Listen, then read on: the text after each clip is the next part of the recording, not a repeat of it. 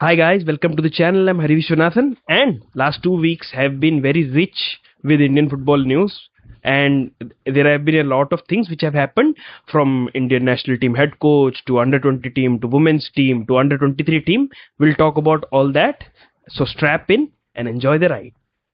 First, let's talk about the elephant in the room, which is the Indian national team head coach. And as you know, AFF had put out applications for people who can apply and people who want to apply for the Indian national team head coach. And on August 1st, we have finally gotten our head coach. And as everybody predicted, and it was pretty obvious from the start, because this process, it's AFF. It's exactly like what happened with Manolo Marquez. The process was a formality, and Khalid Jamil is the head coach for the Indian national team. So if I talk about it, my thoughts on Khalid becoming Indian national team head coach is, we had options, better options, because with Khalid the problem is the international experience. Of course, I'm not doubting his coaching ability or his tactical ability, anything like that, because history is proof of his prowess from his Mumbai FC days, where he saved them from relegation time and time again with that shoestring budget. Then, be it winning I League with Aizawl FC against the likes of Mohun Bagan in East Bengal, and then Northeast United most recently qualifying them for the playoffs after coming in interim after Gerard Naz was sacked. Then Jamshedpur FC doing so well with them, first a Super Cup final and then going into the playoffs in the ISL with Jamshedpur FC. So his coaching prowess, there is no doubt about it. But the problem is, for the Indian national team job, it's very tough, because international experience is very necessary, because you have to ready the team in 3 to 4 training sessions, which he has not done because of his no experience in national football, international football. So I'm a bit skeptical, if you ask me, about how he will do, because we knew what happened when we appointed a coach in Manolo Marquez, who is a great coach but no international experience. So I hope it's not as bad. There is no doubt about how committed he will be, how will he be given freedom. That's the thing we have to see. But I don't think there will be anything. These players will be straightened up. That's a good thing. He will work hard with these players. And it will be a very different style of what we are used to in the recent times with the Indian national team. But can he turn around the discipline of the dressing room? Can he straighten these overpaid players, these unmotivated players? Time will tell, of course, but this shows how incompetent AFF is, because on that application, requirement, they clearly said we need a coach with international experience will be preferred. But they had already decided on the coach, so there is nothing that's true in that, because all this stuff about appointing and following a process was all formality, and there is no need to do it. If you have selected the coach already, then why do all this drama and show like you are doing something? But it's AIFF, so we can't do anything about it. But I will support Khalid Jamil, of course, because at the end of the day, he is the Indian national team coach, and it's not like I don't like him. I really like him a lot, but for international football, you need different things, because in club football, he has foreigners as well who will mask the Indian players' quality difference and the inability of them. But in international football, you don't have that. First thing that. Second thing is, in club football, you have the team with you week in, week out. So it's easy for you to instill your philosophy in the team. But in training sessions, you only have 3 to 4 training sessions. You have to, make the team fit, instill your philosophy and all that. So it will be very tough, because he has no experience, and plus his first tournament is a big test for him, because we are playing the Kafa Nations Cup, as you know, where we are playing 3 quality matches: Afghanistan, Iran and Tajikistan. Of course, Iran will be on B team, but still, they are still better than us. So he has his work cut out for, because then we have to play 2 crucial matches in October, against Singapore, and we have to win those 2 matches in the AFC qualifiers. Otherwise, we are not qualifying for the AFC Asian Cup. So he has a very big task ahead of him. But I will support him, of course, but no, it's very tough for him.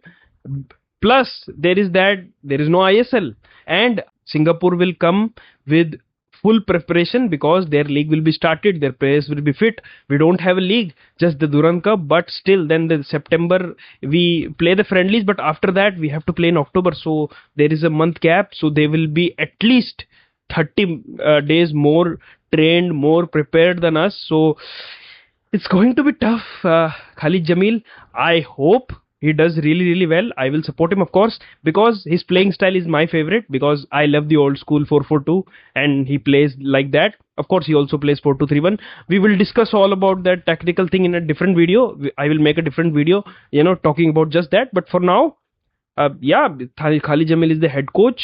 Hopefully, he can do everything which is asked of him, and hopefully we can do well in the Kafa Nations Cup. Of course, we don't do well. There's not really that big of a deal, but October qualifiers, we have to win that. So yeah, it's going to be very tough for, because there will be player availability issues, because under 23 qualifiers also happen, so players will be going there. Our players like Suhail, like McCartan, all these players who are on the fringes of the national team, so he can't pick them. Then there will be issue with clubs releasing players for Durand Cup, because clubs are playing in the Durand Cup who are not playing. Of course, it's they will release players, but who are playing, they will not release. So Hale will not get, because the tournament Kafa Nations Cup is outside of the FIFA window and clubs are not obligated to release their players. So we have to see what he does with all this, because his first tournament is, Khalid Jamil is used to all these tough things, because last minute things, low budget issues, it will suit him. The international experience is problem, but I think hopefully overall it will suit him, because he knows how to work with in a shoestring budget. So hopefully he does well. Tactical video will be coming. Look forward to it, and tell me your thoughts. What do you think about Khalid Jamil becoming the national team head coach? Do you like it or not? How do you feel his tactics will be? How do you feel he will manage the team? So that's all for India national team head coach. Hopefully Khalid Jamil does well and make us qualify to the Asian Cup. Now the second thing, another hope for us in this dark time of Indian football is the women's national team, of course, because as you know, we have gotten the groups for the AFC Asian Cup Australia 2026, and if I talk about the group, I think we have gotten a really good group.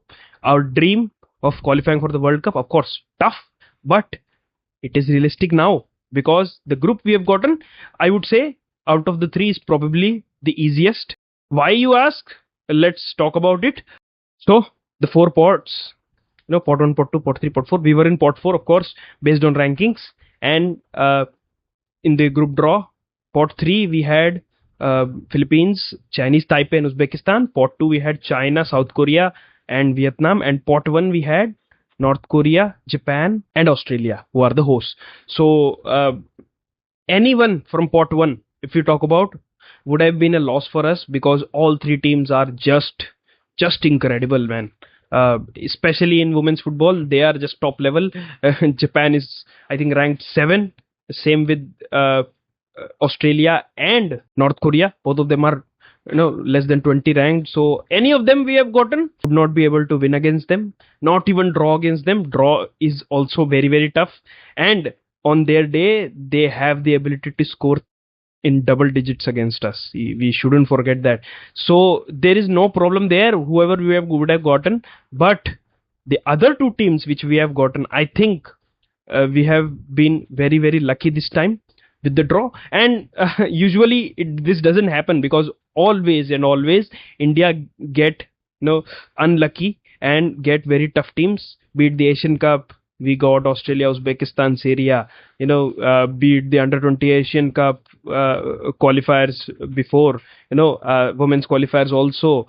Every time we have gotten very tough groups. The under 17 Asian Cup, the Bibianos team played, got three very good teams: Japan, Uzbekistan and Vietnam. So we don't usually get, but I guess the footballing gods are with the women's team, because they have done well, and now with the same with the women's team and the under 20, we'll talk about that in the next segment. But the women's team have gotten a very, very decent group. We have Vietnam in our group, we have Chinese Taipei in our group, and we have Japan in our group. So, as you know, the top two teams from each group qualify, and two third place teams also qualify.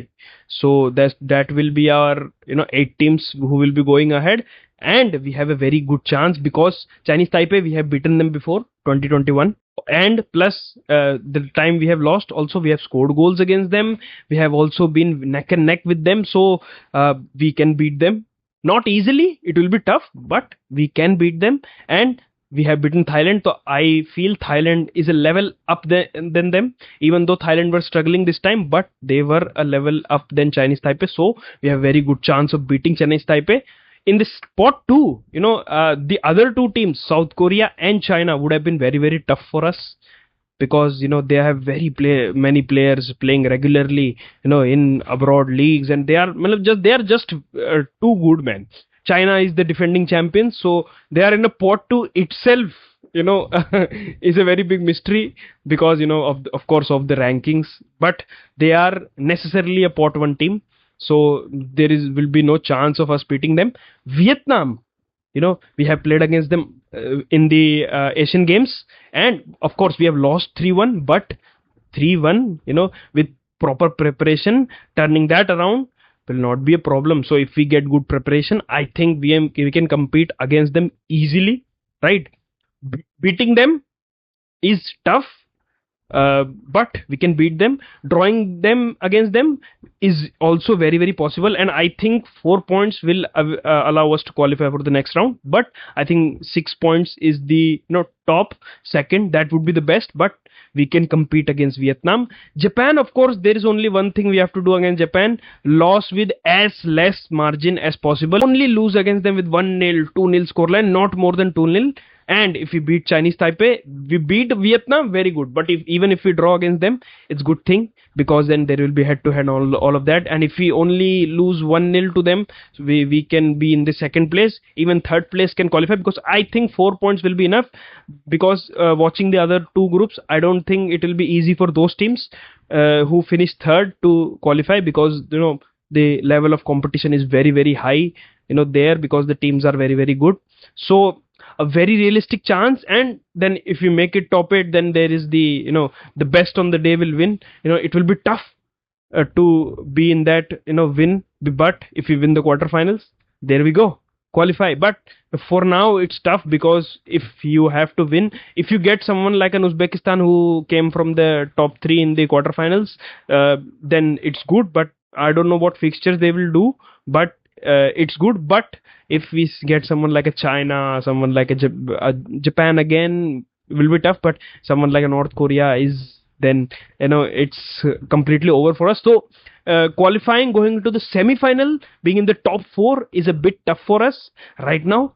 But those 2 spots, even if we lose, the 4 quarterfinals who lose, they will play a playoff. So there we can get lower quality teams than this, because these top 4 teams will go, 1 or 2 teams will remain.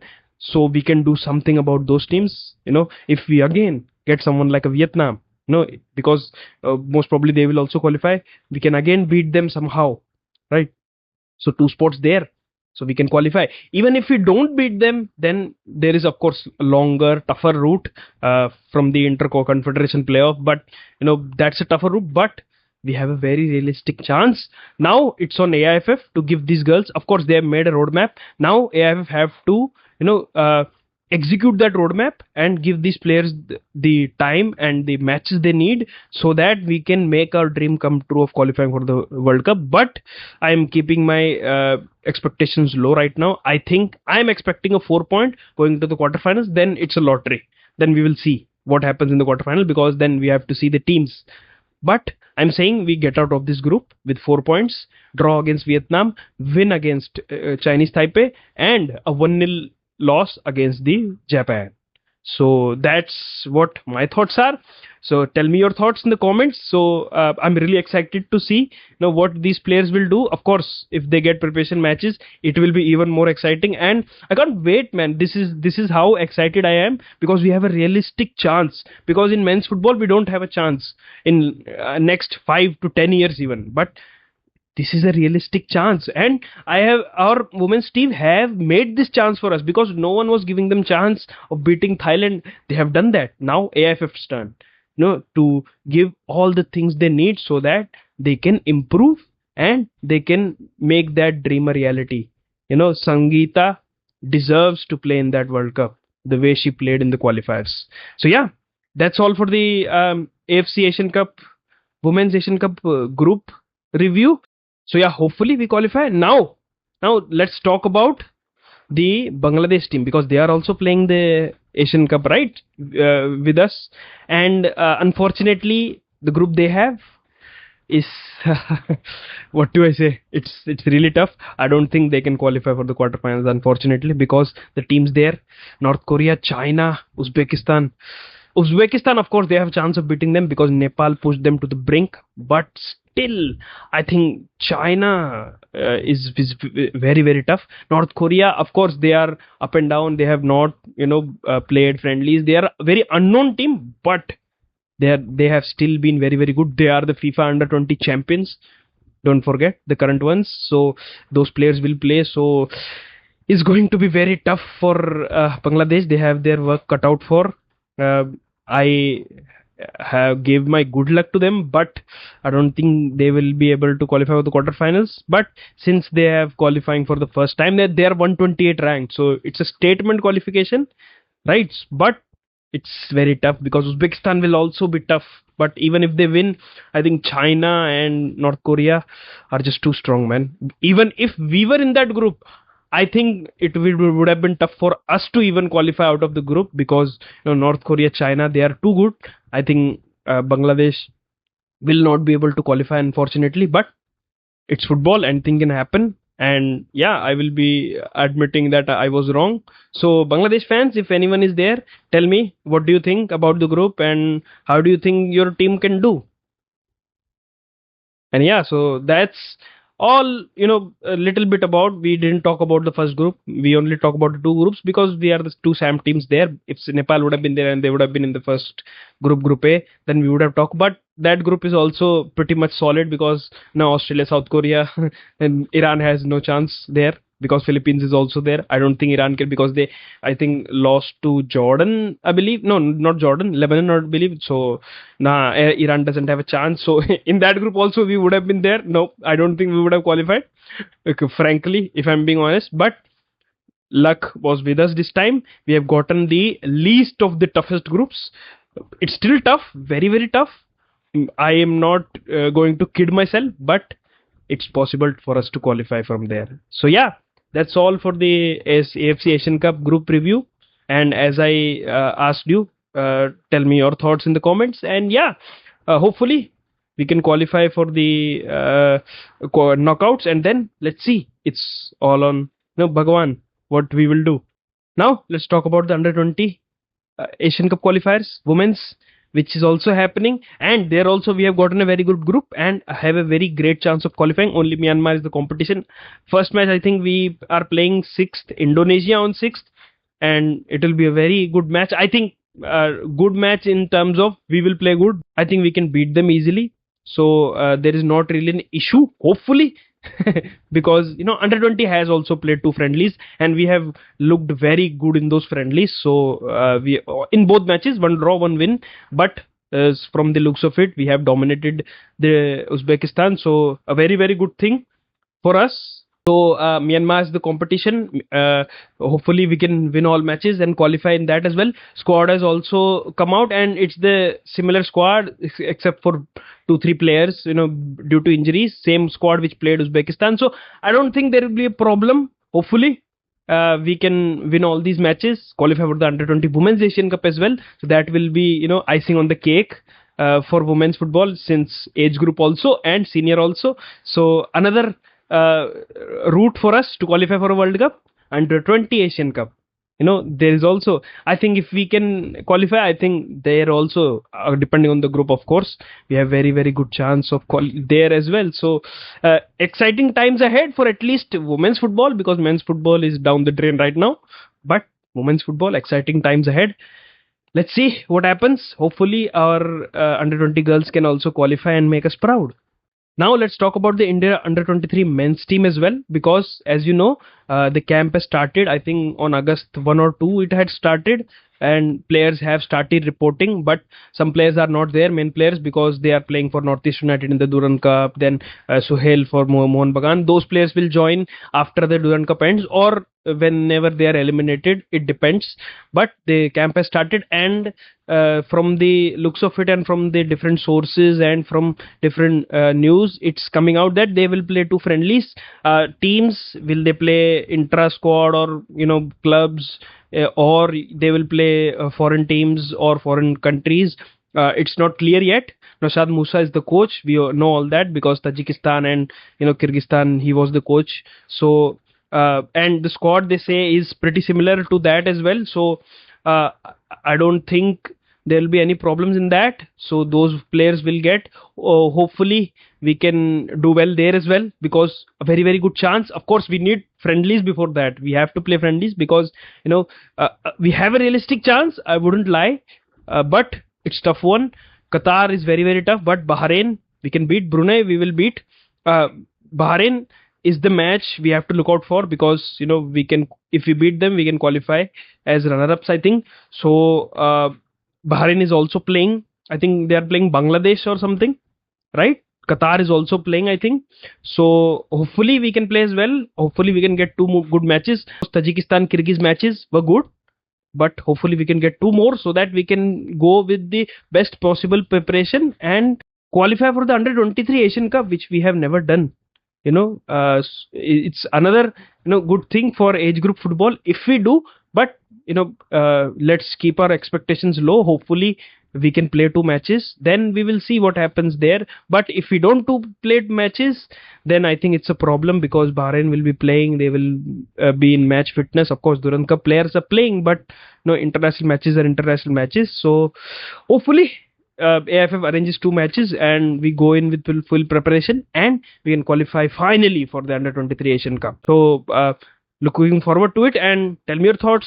Who are you very excited to see play? Because there are some very good goals. Suhail has scoring. Parthiv Gogoi is doing well.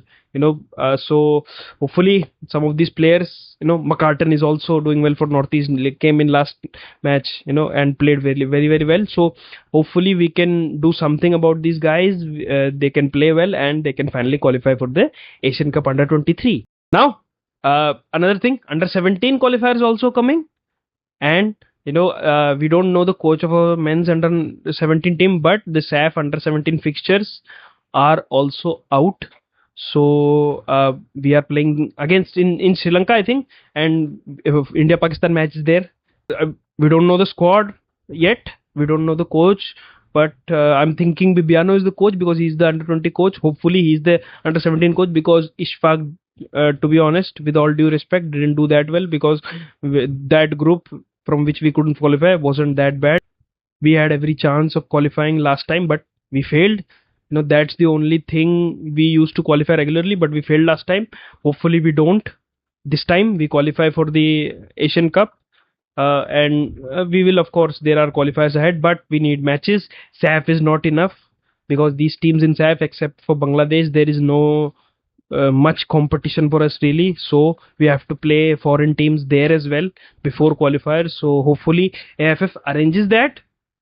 If it happens, then good. So yeah, that's it for the under 17 men's national team. And now a bit of a disappointing news. Chennaiyin FC, it looks like they have stopped their operations. There is no official confirmation yet, but they have stopped salaries. Coach Rajamani is now with the One Ladakh, has left us, because of everything happening in Indian football, the uncertainty. I don't like it, to be honest, but that's how the club are thinking, but what do we do? The youth team players are also free to leave, and as you know, there are multiple players who have left also. Daniel, for example, playing for South United, Praful playing with Jamshedpur, Lalpeklua going to Chanmari. So it's good for the players, of course. Gangte going to Diamond Harbour. It's good for them because they will get game time now, hopefully. But it's sad for us. It's a very sad time. I don't want Chennaiyin FC to shut down. But if the things happen like this and ISL future is uncertain, then that's what going to happen. I hopefully it doesn't happen and Chennaiyin FC just reduce their budget and play in whatever league there is. Yeah, that's what a club should do. Hopefully our owners realize that and do that, and yeah, and hopefully we can keep seeing Chennaiyin FC play because it's my club and I don't want it to shut down. And yeah, tell me what your thoughts. What do you think should happen? Will we be able to see Chennaiyin FC next season? Because we are not playing Durand Cup, so the last season game could be probably our last game ever. So which is kind of sad right now. And I didn't want to talk about it, but there is no choice, and I wanted to talk about the positive things only, but we cannot not talk about it, so I talked about it. And yeah, tell me your thoughts about all this, the Chennai stuff, also the national team head coach and the under 20 women's team and the women's team playing the Asian Cup. If you enjoyed, then like the video, subscribe to the channel, and again, keep using those 3 hashtags: hashtag Save Indian Football, hashtag AIFF Reform, and hashtag Unite Indian Football. And hopefully everything gets better, and hopefully the teams in the Asian Cup qualification qualify for the Asian Cup. At least we can celebrate that. And that's all for today. Until next time, peace out.